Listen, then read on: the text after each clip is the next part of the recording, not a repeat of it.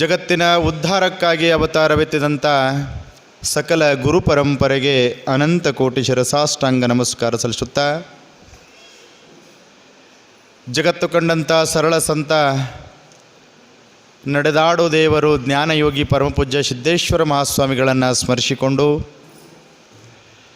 ಕ್ಷೇತ್ರದ ಒಡೆಯ ಸರ್ವಧರ್ಮದ ಸಮನ್ವಯ ಸಾಕಾರ ಮೂರ್ತಿಯಾದಂಥ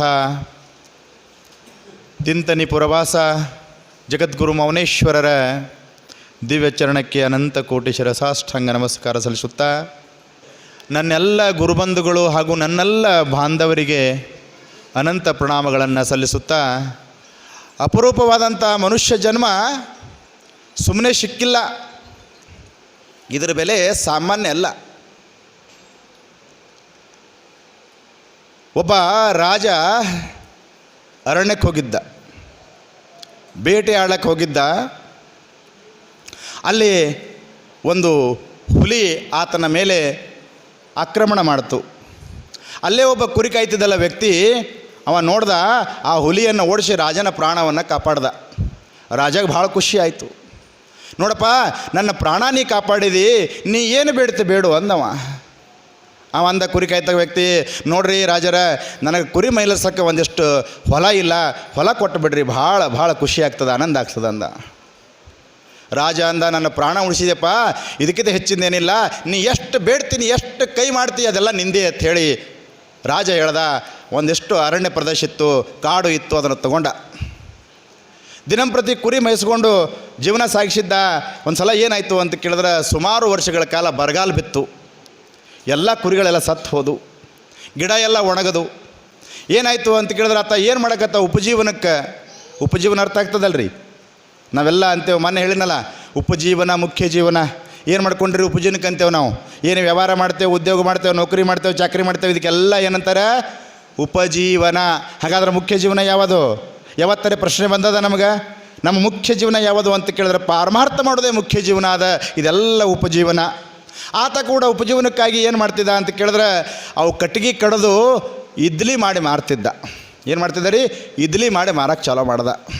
ದಿನಂಪ್ರತಿ ಇಡ್ಲಿ ಮಾರವ, ಒಂದಿಷ್ಟು ದುಡ್ಡು ಬರ್ತಿತ್ತು. ಹೆಂಡತಿ ಮಕ್ಕಳು ಒಂದಿಷ್ಟು ಗಂಜಿ ಕುಡ್ದು ಆರಾಮಿರ್ತಿದ್ರು. ಏನೋ ಭಗವಂತನ ಕೃಪೆಯಿಂದ ಮಳೆ ಜೋರು ಬಂದುಬಿಡ್ತು, ಅವನಿಗೆ ಇಡ್ಲಿ ಮಾಡೋಕ್ಕಾಗಲಿಲ್ಲ, ಇಡ್ಲಿ ಮಾಡೋದು ಆಗಲಿಲ್ಲ. ಅವನ ಪರಿಸ್ಥಿತಿ ಹೆಂಗಿತ್ತಂದ್ರೆ, ಅವತ್ತು ದುಡಿದ್ರೆ ಅವನಿಗೆ ಅಷ್ಟಿಗೆ ಒಂದಿಷ್ಟು ಗಂಜಿ ಇಲ್ಲಾದ್ರೆ ಇರಲಿಲ್ಲ.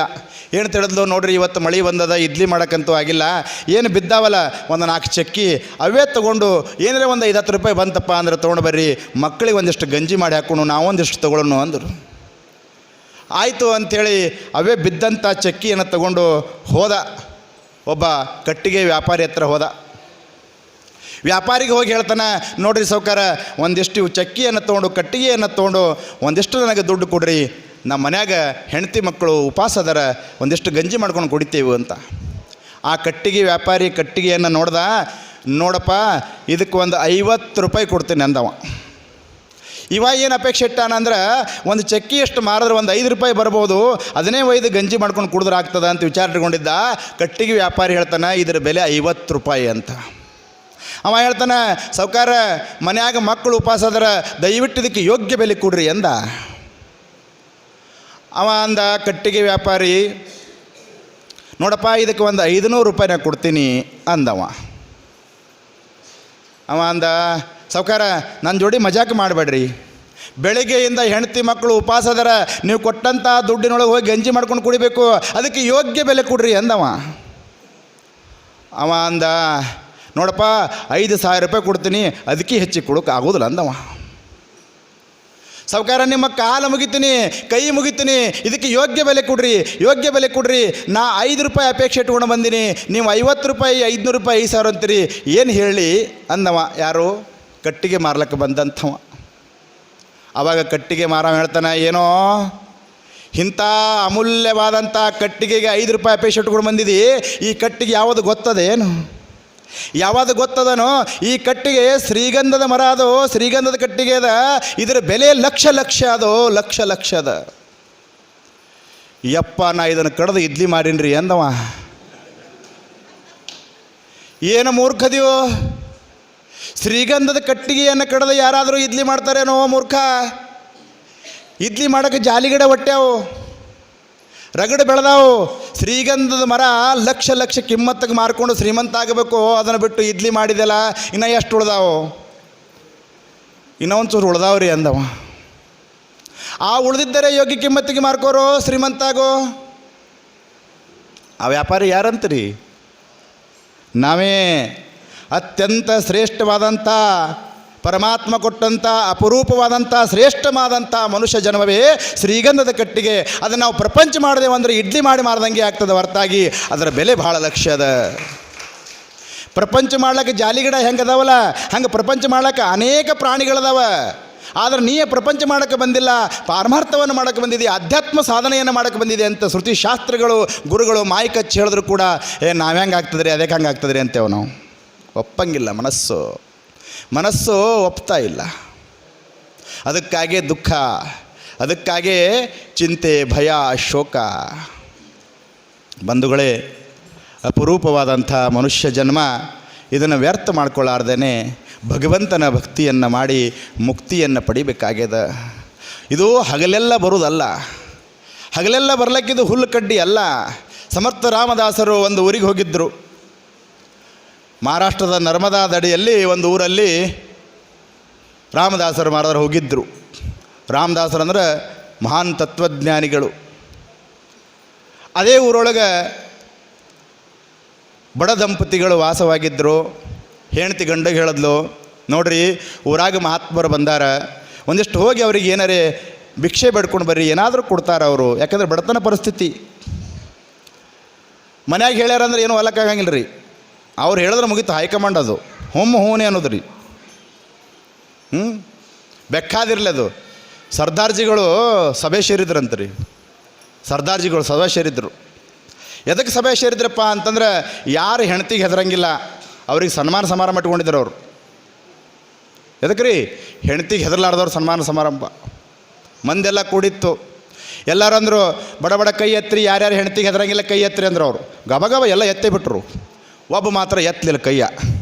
ಹಿಂದೂ ಮುಂದೆ ಏನು ವಿಚಾರ ಮಾಡಲಿಲ್ಲ, ಬಡ ಬಡ ಕುರ್ಚಿ ಹಾಕಿ ಸನ್ಮಾನ ಮಾಡೇ ಬಿಟ್ರು ಅವನಿಗೆ. ಅವರು ಹೇಳಿದ್ರು, ಸನಿ ಬಂದು ಒಬ್ಬೊಬ್ಬರು ಕಿವ್ಯಾಗ ಕೇಳ್ತಿದ್ರು, ಇಂಥ ಕಲಿಯುಗದಾಗ ಹೆಂಗೆ ಹೆದರಂಗಿಲ್ಲ ರೀ, ಇದು ರಹಸ್ಯ ಏನು ಅಂದವ. ಕೇಳಿದ್ರು ಅವನಿಗೆ. ಅವ ಅಂದ, ಎಲ್ಲಿ ರಹಸ್ಯ ರೀ, ನಾ ಕೈ ಎತ್ತಬೇಕಾದ್ರೂ ಹೆಂಡ್ತಿ ಕೇಳ್ಬೇಕಂದವ. ಅಂಥ ಪರಿಸ್ಥಿತಿ ಅವ ಬಿಟ್ಟಾನ. ಹೇಳಿದ್ರು ಮನೆಯವರು, ಹೋಗ್ಬೇಕು ನೀವು, ಅಲ್ಲಿ ಮಹಾರಾಜರು ಬಂದಾರ, ಮಹಾತ್ಮರು ಬಂದಾರ ಅಂಥೇಳಿ. ಮಹಾತ್ಮರು ಅದೇ ಸ್ನಾನ ಮಾಡಿ ಬರ್ತಿದ್ರು ನರ್ಮದೆ ಒಳಗೆ. ಇವ ಹೋಗಿ ಬಡ ವ್ಯಕ್ತಿ ಹೋಗಿ ನಿಂತ, ಮಹಾತ್ಮರೇ ಒಂದಿಷ್ಟು ಬಡತನ ಪರಿಸ್ಥಿತಿ ಇದೆ, ಏನಾದರೂ ಒಂದಿಷ್ಟು ಅನುಗ್ರಹ ಮಾಡಿರಿ ಅಂಥೇಳಿ. ಒಂದು ಸಣ್ಣದೊಂದು ಕಲ್ಲಿತ್ತು ನೋಡಿ ತೊಗೊಂಡಿಸಿಂದ ಜೈ ಜೈ ರಘುವೀರ ಸಮರ್ಥ ಅಂತ ಒಗದ್ರ ಜೋಳಿಗ್ಯಾಗ. ಶೆಟ್ಟು ಬಂತ ಅವನಿಗೆ. ಹೇಳ್ತಾರೆ ಹೇಳಾಳ ಮಹಾತ್ಮರು ಏನೋ ಕೊಡ್ತಾರಂತೇಳಿ, ಈ ಮಹಾತ್ಮರು ಕಲ್ಲು ಕೊಟ್ರಲ್ಲ ಅಂಥೇಳಿ ಬೈಕೋತ ಮನೆಗೆ ಬಂದ. ಕೇಳಲ್ ಹೇಳ್ತಿ, ಏನು ಕೊಟ್ರಿ ಮಹಾತ್ಮರೇ? ಹುಚ್ಚಿ ಏನು ಕೊಡ್ತಾರೆ ನೀನು? ಕಲ್ಲು ಕೊಟ್ಟಾರ ಕಲ್ಲ. ಮಹಾತ್ಮರು ಕೊಟ್ಟಾರ ಅಂದ್ರೆ ಸಾಮಾನ್ಯ ಅಲ್ಲದು. ತೆಗೆದು ನೋಡ್ರಿ ಏನದ ಅಂತ ಕೇಳುತ್ತಾ ತೆಗೆದು ನೋಡ್ತಾಳ. ಅದು ಎಷ್ಟು ಕಲ್ಲಿತ್ತಲ್ಲ ಅಷ್ಟು ಬಂಗಾರ ಆಗಿಬಿಟ್ಟಿತ್ತು, ಬಂಗಾರ ಆಗಿತ್ತು. ಬಡತನ ನೀಗಿತು. ಊರಾಗ ಮಂದೆಲ್ಲ ಓಣ್ಯಾಗ ಗಾಬರಿ ಆದರು. ದಿನ ಹೊತ್ತೊಂಡ್ರೆ ಏಕಾದಶಿ ಮಾಡೋ ಕಂಪನಿ ಇದು. ಹೆಂಗೆ ದ್ವಾದಶಿ ಆಗ್ಯದ ಇಲ್ಲಿ, ಹೆಂಗೆ ದ್ವಾದಶಿ ಆಯಿತು. ದಿನ ಇಲ್ಲಿ ಮಸ್ತ್ ಹೋಳಿಗೆ ಯಾಕೆ ಬರ್ಲಕತ್ತು. ಹಂಗೆ ಒಬ್ಬೊಬ್ರು ಕೇಳ್ಕೊತ ಬರಕತ್ತೆ ಹೇಳ್ಕೊತಾರೆ, ಏನಾಗ್ಯದ ಏನಾಗ್ಯದ ಏನಾಗ್ಯದ ಏನಾಗ್ಯದ ಅನ್ಕೋತ ಹೇಳಿದ್ಲು. ಹಿಂಗಿಂದೀಗ ಊರಾಗ ಮಹಾತ್ಮರು ಬಂದಾರ, ನಮ್ಮ ಮನೆಯವ್ರಿಗೆ ಕಳಿಸಿದ್ದೆ, ಅವ್ರು ಕಲ್ಲು ಹಾಕ್ಯಾರ, ಅದು ಬಂಗಾರ ಆಗ್ಯದ, ಮತ್ತು ಯಾರಿಗೆ ಹೇಳಬೇಡ್ರಿ ಅಂತೇಳಿ ಹೇಳಬೇಕು. ಅದ್ರಾಗ ಏನಾರು ನಿಮಗೆ ಅರ್ಜೆಂಟ್ ವಿಷಯ ಮುಟ್ಟಿಸ್ಬೇಕಾಗಿತ್ತು ಅಂದ್ರೆ ಹೆಣ್ಮಕ್ಳು ಕಿವ್ಯಾಗ ಹೋಗಿ ಹೇಳಬೇಕು. ಮತ್ತೇನು ಹೇಳಬೇಕು? ಯಾರಿಗೆ ಹೇಳಬೇಡ್ರಿ ಅಂತ ಹೇಳಿದ್ರೆ ಮುಗೀತು. ಅರ್ಧ ತಾಸ್ನಾಗ ನಿಮ್ಮ ಯಾವ ನ್ಯೂಸ್ ಚಾನಲ್ ಮುಟ್ಲಾರ್ದ ಕೆಲಸ ಅವ್ರು ಮಾಡಿಬಿಡ್ತಾರೆ. ಸುದ್ದಿ ಹೋಯ್ತ್ರಿ, ಊರಾಗೆಲ್ಲ ಮುಟ್ಟಿಬಿಡ್ತು. ಎಲ್ಲ ಹೆಣ್ಮಕ್ಳಿಗೆ ಸುದ್ದಿ ಗೊತ್ತಾಯಿತು, ಮಹಾತ್ಮರು ಬಂದಾರ ಅಂತೆ. ಬಡ ಬಡ ಬಡ ಅವರು ಎಲ್ಲ ಗಂಡದ ಕರೆದ್ರೆ, ಹೋರಲ್ಲಿ ಅಲ್ಲಿ ಮಹಾತ್ಮರು ಬಂದಾರ, ಅವರು ಕಲ್ಲು ಹಾಕಿದ್ರೆ ಬಂಗಾರ ಆಗ್ತದ ಅಂತೇಳಿ ಬಡ ಬಡ ಕಲ್ಲು ಬಂಗಾರ ತೊಗೊಂಡು ಬರ್ರಿ ಅಂತ ಬಂದರು. ಮತ್ತು ಬೆಳಗ್ಗೆ ಸಮರ್ಥರು ನದಿಗೆ ಸ್ನಾನಕ್ಕೆ ಹೋಗಿದ್ದರು. ಹಿಂಗೆ ನೋಡ್ತಾರೆ, ಹೊಳ್ಳಿ ವಾನರ್ ಸೈನಿತ್ತದ ಕಲ್ಲು ಹೊತ್ಕೊಂಡು. ಅವ್ರಿಗೆ ಯಾಕೆ ಮೊದಲೇ ಸಮರ್ಥರಿಗೆ ವಯಸ್ಸು ಬೇರೆ ಆಗ್ಯದ. ಯಾರ್ಯಾರಿಗೆ ಎಟ್ಟೆಟ್ಟು ಎತ್ತದ ಅಟ್ಟಟ್ಟು, ಯಾರು 100 ಕಿಲೋ ಎತ್ತಾನೆ, ಯಾರು 50 ಕಿಲೋ ಎತ್ತಾನೆ, ಯಾರ್ಯಾರಿಗೆ ಎಟ್ಟೆಟ್ಟು ಎತ್ತದ ಅಟ್ಟು ಹೊತ್ತು ನಿಂತಾರೆ. ಗಾಬರಿ ಆದ ಸಮರ್ಥರು. ಗುರುಗಳೇ ನೀವೇನು ಗಾಬರಿ ಆಗಬೇಡ್ರಿ, ನಮಗೆಲ್ಲ ಗೊತ್ತಾಗ್ಯದ. ನಿನ್ನೆ ನೀವು ಆ ಬ್ರಾಹ್ಮಣಗೆ ನೀವು ಕಲ್ಲು ಹಾಕಿದ್ದು ಗೊತ್ತಾಗ್ಯದ ನಮಗೆ. ನಿಮಗೆ ಯಾಕೆ ತ್ರಾಸ? ನೀವು ಬಡೇ ಹಿಂಗೆ ಮುಟ್ಕೋತ ಹೋಗಿಬಿಡ್ರಿ, ಅವೆಲ್ಲ ಬಂಗಾರ ಹಾಕೋತ ಹೋಗಿಬಿಡ್ತಾವ ಅಂದ್ರೆ ಅವರು. ಹುಚ್ಚ ಅಂದ್ರೆ ಅವರು. ಅವ ನಿನ್ನೆ ಬಂದಂಥ ಮುಹೂರ್ತ ಹೆಂಗಿತ್ತು ಅಂತ ಕೇಳಿದ್ರೆ ಆ ಮುಹೂರ್ತ ಬರಬೇಕಾದ್ರೆ 1000 ವರ್ಷಕ್ಕೆ ಒಮ್ಮೆ ಬರ್ತದ, ನಡುವೆ ನಿಮ್ಮ ಹುಚ್ಚ ಅಂತ ಹೇಳ್ಬಿಟ್ರು. ಬಡ ಬಡ ಕಲ್ಲು ಹೋಗಿಬಿಟ್ರು. ಹೆಂಗೆ ಅಪರೂಪಕ್ಕೆ ಆ ಮುಹೂರ್ತ ಬರ್ತದಲ್ಲ, ಹಂಗೆ ಅಪರೂಪವಾದಂಥ ಮನುಷ್ಯ ಜನ್ಮ ಹೊಳ್ಳಿ ಬರ್ತಕ್ಕಂಥದ್ದಲ್ಲ. ಯಾವಾಗ ಬಂದದ ಅದನ್ನು ನಾವು ಉಪಯೋಗ ಮಾಡ್ಕೋಬೇಕಾಗ್ತದೆ. ಅದನ್ನು ಬಿಟ್ಟು ನಾವು ವ್ಯರ್ಥ ಮಾಡ್ಕೊಂಡು ಹೋದೇವ ಅಂತ ಕೇಳಿದ್ರೆ ಎಲ್ಲಿ ಪಾರಮಾರ್ಥ, ಎಲ್ಲಿ ಭಕ್ತಿ, ಎಲ್ಲಿ ಮುಕ್ತಿ ಅಂತಕ್ಕಂಥದ್ದು.